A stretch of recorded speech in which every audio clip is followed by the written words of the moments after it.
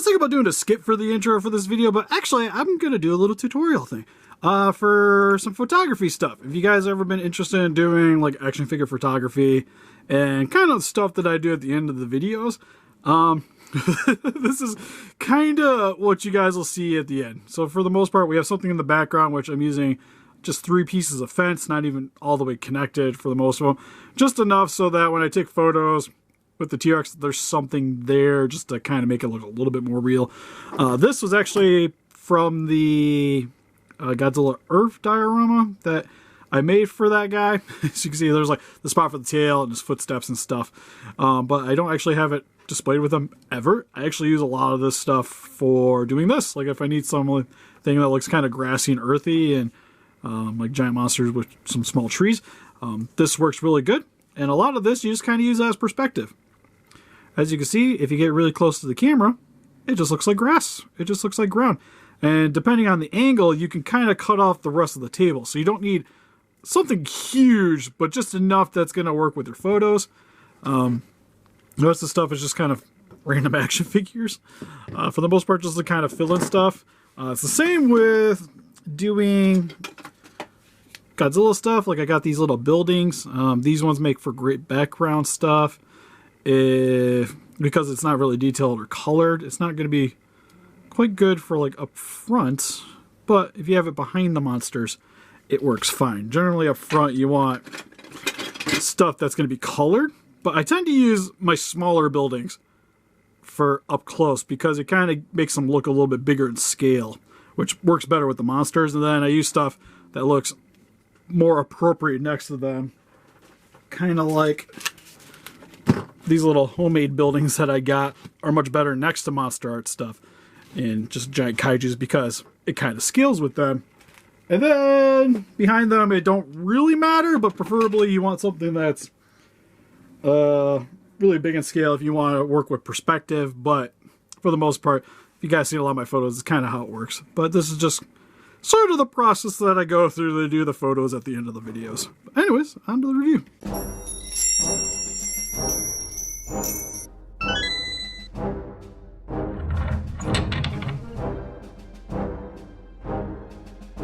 Listen up, Rangers. Welcome to the Geek Chest. My name's Steve. I'm Jessica. And today I'll be going over the Mattel's Jurassic World Camp Cretaceous Dino Escape, Stomp and Escape Tyrannosaurus Rex. That's a lot. Main reason we picked up this figure is one, it's got updated articulation compared to the other T-Rexes. Like the way the paint job's looking in the package. And then it comes with capture gear. Which hasn't been done in a while. Since... Yeah, it's like since the old Kenner ones. Yeah, exactly. You would get some here and there. And I think like this gives it like a nice homage to those original figures. And also kind of makes it a little bit more unique compared to all the other T-Rexes that they've made umpteen million different times. I lost count of how many Rexes We got too many as it is. But that's why we repaint some. yeah, but it's cool that this guy's got a little bit more going, or gal, I should say, has a little bit more going on than a lot of the other ones. So, anyways, we're just going to get into it. So, without further ado, for the packaging, you get to kind of see how the gimmick's working on the top here. You get Toro on the side here. You get the Dino Escape, tells you what it is. The back here kind of looks like he's broken out of the pen. She. Okay, stop calling it a he. Just force a habit. Got Dino Escape on the front here. Back, again, just kind of shows you everything's due. It could break out of it. Also still need to find that guy, the Scorpio Rex. Other side, Jurassic World Camp Cretaceous. And on the bottom, some Lego Mumbo Jumbo. Well, anyways, let's get her opened up out of her cardboard prison. Alright, so now that we got her opened up out of her cardboard prison, oh my god, what did they do to her foot? That's how it came. That's how it comes out of the box. Be careful. I will say, this is a little bit more terrifying because I probably should actually have grabbed at here to rotate. Yeah. Because since it has that joint there and it's not super thick, I could see that breaking fairly easily. Alright, so first and foremost, we got the capture gear, which supposedly breaks apart. Okay, it goes on there pretty loose. Detailing, it's just great all the time. I like how they have like the padding here though. Make sure it protects the dinosaur. Be kind of cool if that was actually like padding.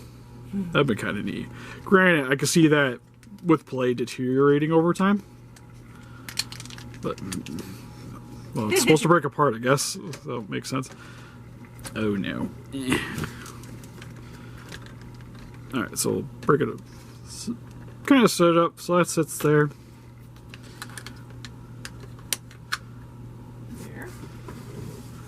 Alright, I appreciate that they took away what is obviously the dangerous part, but it can still scratch and kick and stuff. How is this capturing? This just sounds like a nuisance. Looks cool though, I will say that. Yeah, it's kind of back one that you press for her to roar and get out. This one? Yeah. Kind of looks like Bane. It's like you thought the darkness was your ally. Alright, so I'm gonna move the camera a bit just so we can make sure we get a good angle. Yeah, it's gonna jump, stop. Alright, so ready? You know, that wasn't as dynamic as I was hoping. Let's try that again. Alright, maybe we just try to be a little bit harsher with the lift up. Like, I gotta be quick about it. Ready, set, go! Yeah, like Better. Dun, dun, dun, dun, dun, dun, dun, dun, dun, dun. That's pretty cool. Is there any other way to get the gimmick going? Just that one button? And then you lift her up from the tail, and then she stomps her feet. Oh. Oh, that's cool. Does it with both, right? So, I'm supposed to. okay, so it's how you rotate it. Hey. So, Well, that's cool. then if you rotate it the other way. Oh, that's kind of cool. It's definitely different. Alright, so for the roars, each time you push it down, it's a different roar.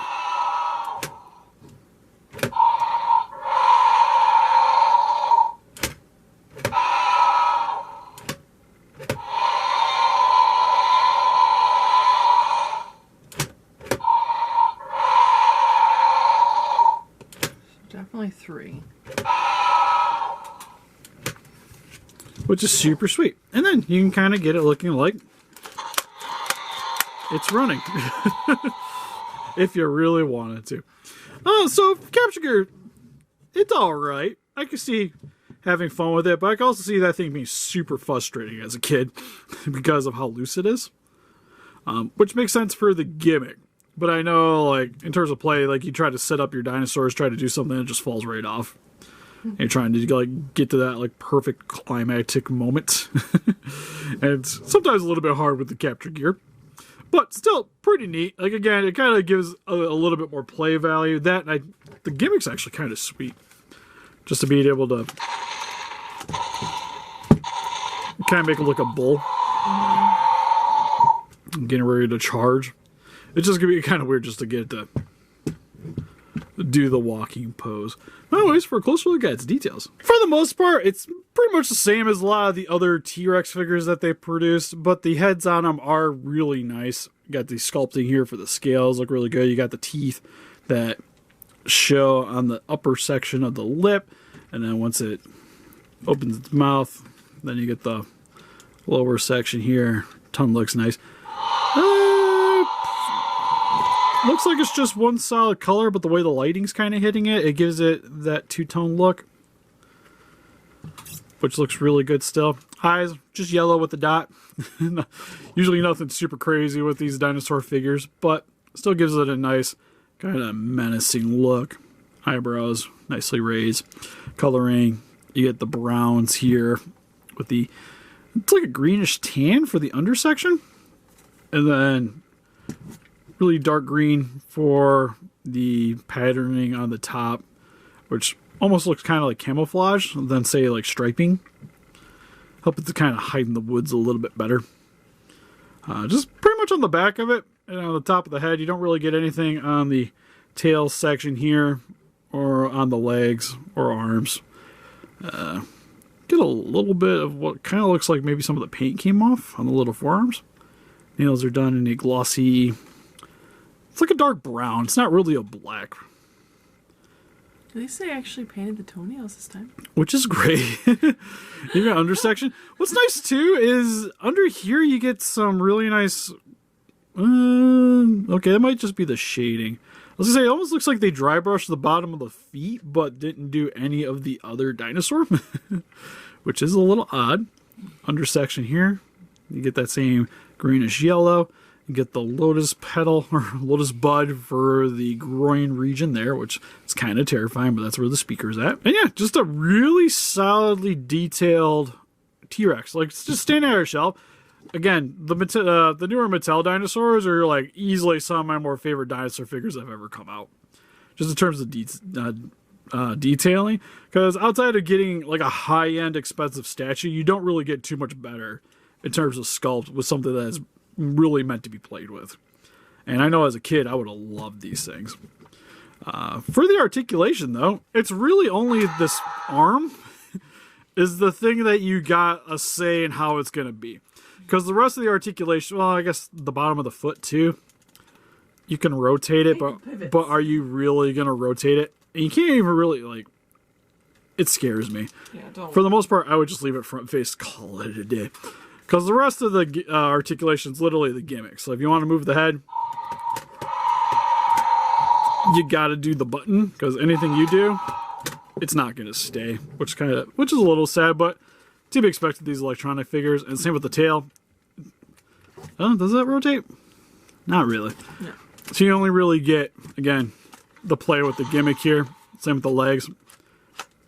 Not going to stay because that's not how the gimmick's designed. So for some quick comparisons, here we have the Mattel T-Rex compared next to some other Mattel T-Rex figures with my first commission, or custom, I should say, not commission, and actually still own this guy, that I ever did.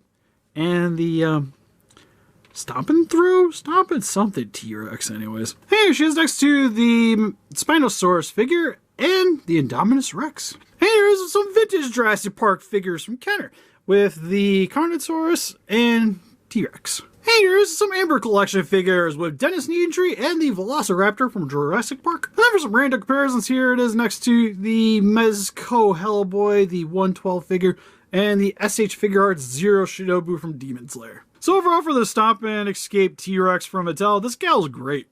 In terms of coloring, I think she's easily one of my more favorite ones. Yeah, they're not too bad compared to... It's just that tail is still... They still don't gather, you know... Put it out all the way to the tail. That's the only thing. Yeah, it's kind of where they cheap out a bit. Yeah. With the paint is they just don't have it... Kind of go on the parts that are painted separately. Because you're kind of forced to do the head and the body, but the tails and the legs and arms are all different things. So I understand, but it would have been kind of nice to maybe give it a little bit more character. But I still think it looks really nice. Yeah. Especially with the detailing. Gimmick's cool. The Dino Escape stuff is pretty neat. Maybe could have had a little bit more going on with it, and just in terms of just the head. Because just the three pieces and only one really comes off easy. That it's not as explosive as I think it could have been. Yeah, but it's a nice, you know, homage to it, the original lines. Yeah, well, then the other gimmicks are cool enough by themselves with just the roaring and the stomping. I think is really cool. The only thing that sucks is if you're looking for a T-Rex to kind of actually like pose and do photography with and stuff like that, this definitely isn't going to be that one for you.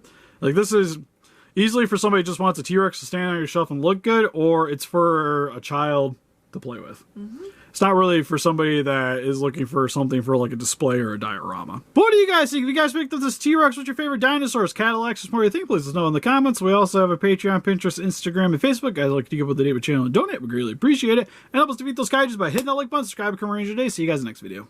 Bye-bye. Bye-bye.